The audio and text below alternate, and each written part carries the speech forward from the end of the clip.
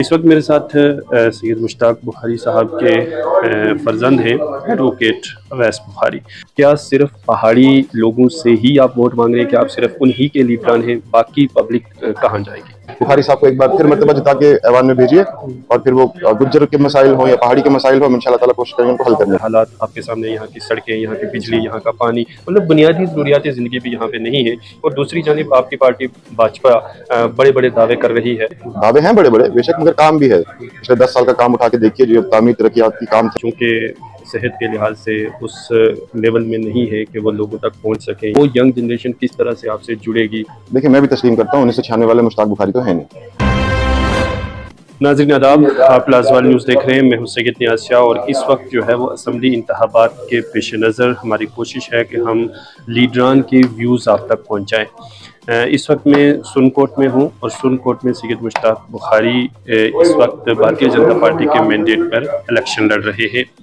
इस वक्त मेरे साथ सैयद मुश्ताक बुखारी साहब के फर्जंद हैं एडवोकेट अवैस बुखारी। उनसे हम बात करेंगे कि सुनकोट में किन मुद्दों को लेकर के वो इलेक्शन लड़ रहे हैं। वैसे सबसे पहले हमें वक्त देने के लिए आपका बहुत शुक्रिया।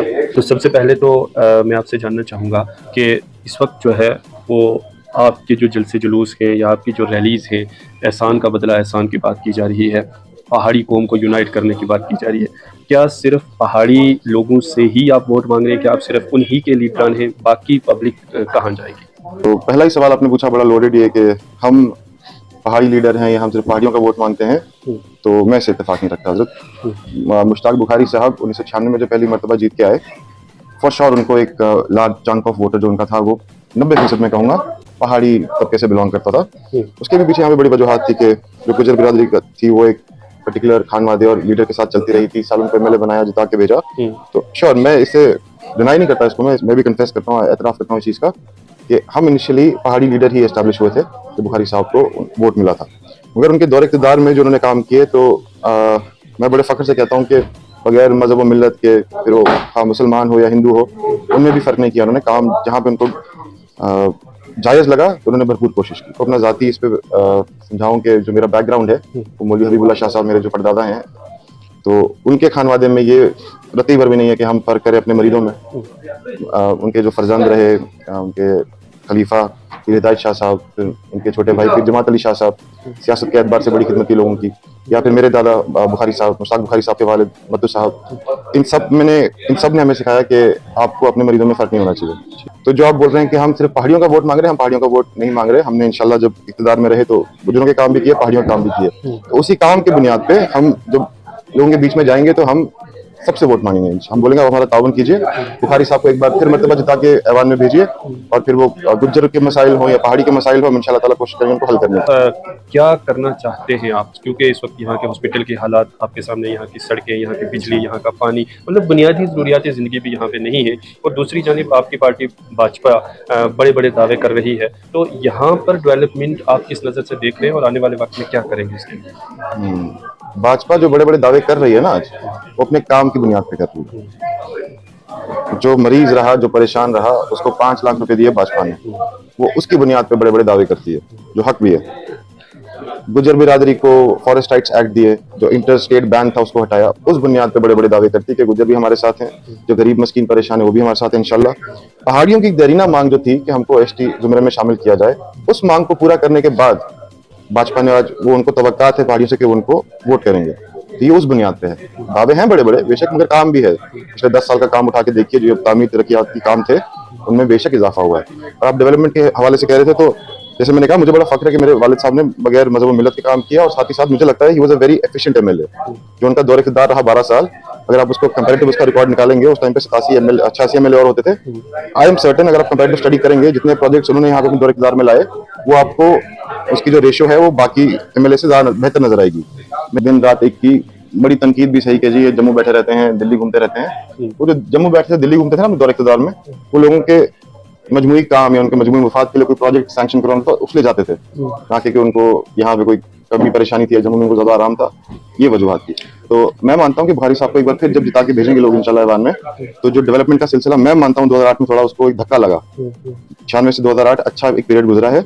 तो and I am willing to debate anyone जो इस मौजू पे बात करना चाहता है कि बुखारी साहब के 12 साल कैसे रहे, उनसे पहले क्या था, उनके बाद क्या था। मैं किसी भी किस्म की कोई भी मुनाजरा करना चाहे तो मैं तैयार हूँ उसके लिए। ठीक है, आप ये कह रहे हैं कि आपने यहाँ पर काम किए हैं और वो काम आपके मुताबिक हमारा दिखाई फर्ज दे भी था जी। रहे हैं।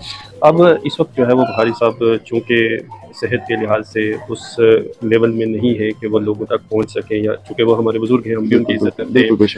तो इस वक्त जो है क्या आप समझते हैं कि लोग यंग जनरेशन की तरफ जो लोग बढ़ रहे हैं, वो यंग जनरेशन किस तरह से आपसे जुड़ेगी, उनको आप क्या कहेंगे? चूँकि इस वक्त ग्राउंड लेवल पे तो लोग कह रहे हैं कि भाई किस तरह से हमारे काम करेंगे, अब इसमें बहुत ज़्यादा दौड़ धूप होती है, तो ये सब किस तरह से मैनेज करेंगे? बेहतरीन सवाल शाह साहब। देखिए, हमारी मुराद यही है कि जिन लोगों को ये तनकीद करते हैं बुखारी साहब की, वो देखिए मैं भी तस्लीम करता हूँ 1996 वाले मुश्ताक बुखारी तो है नहीं जी।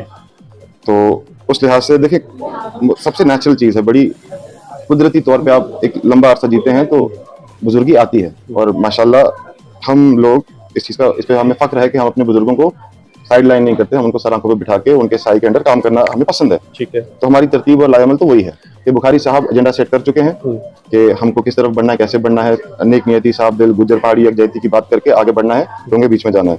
और आप जो कह रहे हैं कि यूथ को कैसे बुखारी साहब अपील करते हैं, तो मैं बड़ा हैरान हुआ कि जब से हम यहाँ पे आए हैं, जो ज्वाइनिंग्स हुई हैं, जो बुजुर्ग साथी थे बुखारी साहब के, वो कम दिखे मुझे, तो यूथ के लड़के मुझे ज्यादा उनमें जोश और वल्ला नजर आया। क्योंकि एक जिंदगी इंसान ने काटी हो, एक जद्दोजहद की हो, बाकी लोग अप्रिशिएट करें ना करें, यूथ जो सुरनकोट की आवाम है, यंगर जनरेशन है, वो मुझे लगता है बहुत अप्रिशिएट करती है बुखारी साहब ने जो 40 सालाना अपनी तहरीक में काम किया, पहाड़ी इशू पे काम किया। तो उसके चलते उसकी वजह से बुखारी साहब से यूथ जुड़ रही है। और जो आपने कहा कि ये खुद नहीं, वो जो होता है ना भाग दौड़ कर सकते हैं, वो भी बिल्कुल हम तस्लीम करते हैं कि उतने फिजिकली फिट वो नहीं है। मैं भी नहीं हूँ, मैं उनका क्या कहूँ, मैं भी नहीं हूँ। मगर हमें ताकत यहाँ से आती है, जो हमारे बच्चे हैं जवान, वही आज बुखारी साहब के बाजू बन के, वही उनके कदम बन के, वही उनकी जगह फील्ड में आज काम कर रहे हैं। और हमारा उन बच्चों से वादा है कि इंशाल्लाह ताला अगर आप अल्लाह ने चाहा 8 तारीख को जब फैसला हमारे हक में आया, तो मेरा आपसे वादा है कि आप ही अपने इलाके के एमएलए होंगे इंशाल्लाह। क्या अवैस बुखारी इन नौजवानों के साथ खड़ा मिलेगा आने वाले वक्त में? जी, मैं तो हमेशा अपना तशक्कुर जाहिर करता हूँ पूरी आवाम को, सुरनकोट की हो, दराल मीडर की, जो मैंने आपको पहले कि किस निस्बत से वो मुझे देखते हैं। बुजुर्गों ने दीन की खिदमत की, माशरे में खिदमत की, मौलवी साहब रहमतुल्लाह अलैह, या उनके बच्चे हों या उनके आगे आल में बुखारी साहब हों, बड़े लोग हैं, हमारे अफसर रहे, सब कुछ, जिन्होंने माशरे में आवाम की खिदमत की है। तो उनके लिए जो उनका अकीदा है वो तो मुझे समझ आता है। मगर हैरत अंगेज बात यह है कि उनके बच्चों को भी बगैर कुछ किए लोग इतना प्यार मोहब्बत शफकत से देखते हैं। तो मेरा तो ताज़ीमी तौर पर सब झुकता ही है सवाम के आगे कि भाई मैं इनके साथ ही रहूंगा इंशाल्लाह।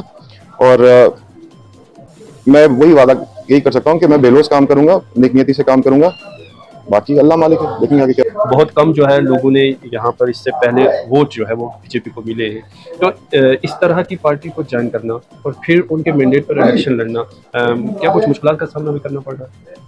लोगों को कन्विंस करना, मुश्किलात का सामना ये करना पड़ रहा है कि जो आप बात कर रहे हैं बजा फरमा रहे हैं कि लोग बहुत तनकीद करते थे इस तंजीम की, और उनमें सबसे फहरिस्त में सबसे आगे बढ़ चढ़ के अगर कोई तनकीद कर रहा था भाजपा की, तो मुश्ताक बुखारी साहब ही थे। उसके भी बड़े कारण थे, वजूहात थी, पास में जो भी हुआ। मगर बुखारी साहब ने जब अपनी वो तंजीम छोड़ी, जिसमें वो 40 सालों ने खिदमत की लोगों की, तो उन्होंने एक सिंपल सा अपना मौक़िफ़ लोगों के सामने रखा कि जो जमात मेरी आवाम को, मेरी आबादी जो पहाड़ी लोग हैं, तबका है, कबीला है, उसको एसटी दिलाने में मेरी मदद करेगा, मैं उसके साथ शाना बशाना खड़ा हूँ। बड़े कुछ लोगों को नाजेबा भी लगे वो जुमले जो उन्होंने ज़र्बे मिस्ल कहे थे, हाइपोथेटिकली जो बात थी, उस पर भी बड़ा इशू बना।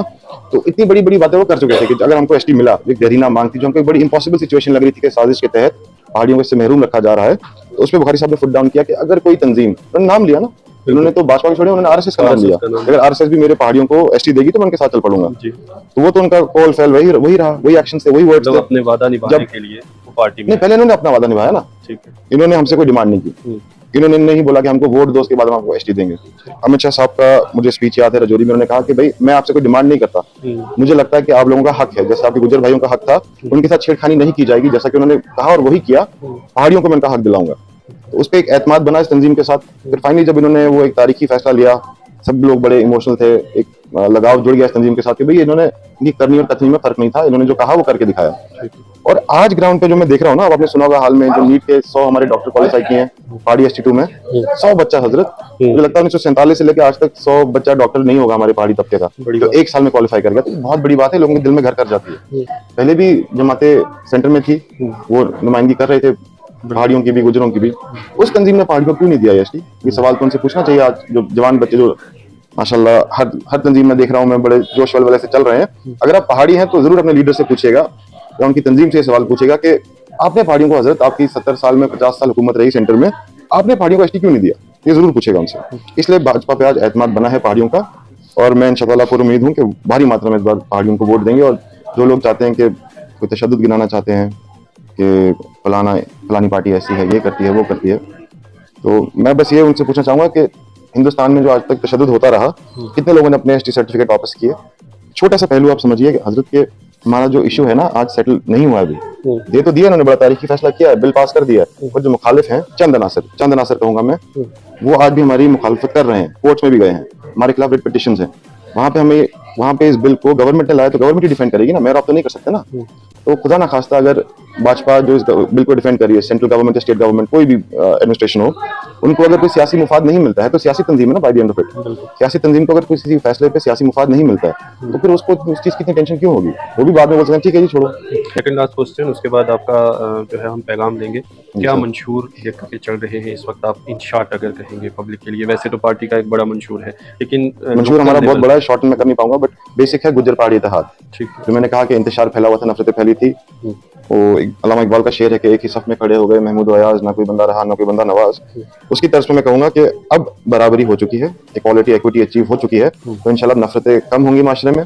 भाई भाई से नहीं लड़ेगा, पड़ोसी से नहीं लड़ेगा, उस पर हमें काम करना है, गुज्जर पहाड़ी इत्तेहाद पे काम करना है। वोटों की बात अलग है, कौन किस पहाड़ी से वोट मांग रहा है, गुज्जर से वोट मांग रहा है, मगर सोसाइटी तो हमारी यही है ना, इसी माशरे में रहना ना, हमने मिलजुल के रहना इंशाल्लाह। तो पहला हमारा मंशूर यही है, मैंने है बड़ा, मेरे हिसाब से बड़ा एम्पावरिंग मैकेनिज्म है। मगर बदकिस्मती से 30 साल से जो हमारे गुज्जर भाई, जिनको ऑलरेडी मिल चुका था, उनको भी इसका पूरा अवेयरनेस नहीं है। तो उस पर काम किया जाएगा कि जो एसटी बिरादरी के लोग हैं, वो गुज्जर हो या पहाड़ी हो, कहीं के भी हो, जितना हमसे बन सका हम कोशिश करेंगे कि इस एसटी के जो मुफाद हैं वो लोगों तक पहुंचाएं। और मेरा मानना है कि हर जुमरे में इसको थोड़ा महदूद किया जाता है कि सिर्फ एजुकेशन या एम्प्लॉयमेंट के हवाले से इसका फायदा नहीं, इसका इंशाल्लाह ताला हर जुमरे में फायदा है, हर एस्पेक्ट में फायदा है। तो इस पे काम करेंगे, अवेयरनेस पे। दूसरा मंशूर अभी बहुत जल्द आएगा, क्योंकि हमको भी परेशानी थी 3-4 दिनों से, कौन इलेक्शन लड़ रहा है, कौन बैठ रहा है। तो इंशाल्लाह ताला भाजपा में जो सारे प्रत्याशी थे वो बुखारी साहब के फेवर में विड्रॉ कर गए हैं। वहां पे थोड़ा हमारा मसला अटका हुआ था। ऑफिशियली जो हमारा मैनिफेस्टो था वो जल्दी ड्राफ्ट होगा, उसमें हमारे senior most leader Abdul Hamid Mannas साहब हैं, वो उस मैनिफेस्टो पे काम करेंगे। हमारे यूथ के लीडर हैं यंग गन हमारी सोहेल मलिक साहब, वो दोनों ही इस मंशूर को तैयार करेंगे इंशाल्लाह बहुत जल्दी, 1-2 दिन में हम सामने कर देंगे आपको। All weather connectivity Mughal road की, उसमें टनल की जरूरत पड़ेगी, उस पर काम करेंगे इंशाल्लाह, वो डिमांड रहेगी। और उसके साथ साथ रेलवे लाइन का बड़ा मसला है, वो भी इंशाल्लाह ताला हम पूरी उम्मीद है कि वो भी जल्द से जल्द सेटल हो जाएगा। उसके बाद हेल्थ के हवाले से मैं कहूँगा कि हमारे पास एक बड़ा अस्पताल होना चाहिए, जिसकी बड़ी कैपेसिटी हो, 200 बेड का अस्पताल होना चाहिए, ट्रॉमा सेंटर्स होने चाहिए, हाईवेज पे एक्सीडेंट्स वगैरह होते हैं। एजुकेशन के हवाले से एक जीडीसी तो है सुप्रीम कोर्ट, उसकी भी बड़ी तारीख है, कभी तफसील से बताऊंगा आपको मैं। तो हम चाहेंगे हमारी बच्चियों के लिए स्पेशल एक विमेन कॉलेज भी हो। आखिर में क्या पैगाम रहेगा सभी लोगों? जो मंशूर है पैगाम भी वही है कि अल्लाह रसूल के सामने मेरी आपसे यही अपील है कि हम लोग तफरकाबाजी में नहीं पड़ते, ना हमने कभी किया ऐसा कोई बात की हो। कोई दिखा दे, अगर मेरे को ऑन रिकॉर्ड दिखा दे, मेरे वालिद साहब है, मेरा कोई ऐसा कॉल या फैल कि हमने कहा हो कि सिर्फ एक कम्युनिटी को उनका हक दो, दूसरी से छीनो, उनकी मुखालफत की हो, तो मैं ईमानन कहता हूँ मैं उसके अगली मरतबा आपके सामने नहीं आऊंगा। किसी भी वसादत से, किसी भी जरिए से मैं आइसोलेशन में चला जाऊंगा, क्योंकि हमें फक्र है अपने जो हमारा पुश्तैनी रिकॉर्ड रहा है मौलवी साहब के टाइम से आज तक, हमने कभी अपने मरीजों में तफरकाबाजी नहीं की। ठीक है, तो उस पे तो हम चाहेंगे काम हो। गुज्जर पहाड़ी था जो हमारा मंशूर है, वही मेरा पैगाम है कि प्यार मोहब्बत अमन शांति बनाए रखें। सियासी इख्तिलाफात अपनी जगह, मगर कल अभी कुछ दिन में मिलाद नबी का फंक्शन होगा तो हम सारे इकट्ठे होंगे इंशाल्लाह। वही है मेरा पैगाम कि बस अमन शांति भाईचारा बनाए रखें। और दूसरा पैगाम है कि बुखारी साहब पे अपना एतमाद एक मरतबा फिर दिखाएं। जो मैंने आपसे पहले कहा कि जो भी आपके कामकाज होंगे वो आप इंशाल्लाह खुद करेंगे, हम कोशिश करेंगे आपको एम्पावर करने की। फर्दर बुखारी साहब के साइन कराएंगे, अपना मंशूर आप खुद सेट कीजिए और काम कीजिए इंशाल्लाह। चलिए, तो ये थे अवैस बुखारी। बहुत सारी बातें जो है वो आज क्लियर हुई है। आपने पिछले कई दिनों से सोशल मीडिया पर या बजरिया मीडिया, प्रिंट मीडिया, आप देख रहे होंगे कि बहुत सारे सवालात थे, जो आपके सवालात हमने क्लियर करने की कोशिश की है। उम्मीद है कि अब बहुत सारी ऐसी बातें जिन पर अभी तक पर्दा था वो अब खुल चुकी हैं। अभी भी अगर आपका कोई सवाल है तो आप कमेंट सेक्शन में डाल सकते हैं, हम उस पर भी एक काम करेंगे, क्योंकि हमारी कोशिश यही है कि हम लीडर आने वाले वक्त में क्या करना चाहता है और उसकी असल में नीयत क्या है वो हम आप तक पहुंचाने की कोशिश में लगे हैं। असेंबली इलेक्शन 2024 पर हमारी मुकम्मल नज़र बनी हुई है। आप लाजवाल न्यूज़ के साथ इसी तरह से बने रहें। हमारे साथ बात करने के लिए बहुत शुक्रिया।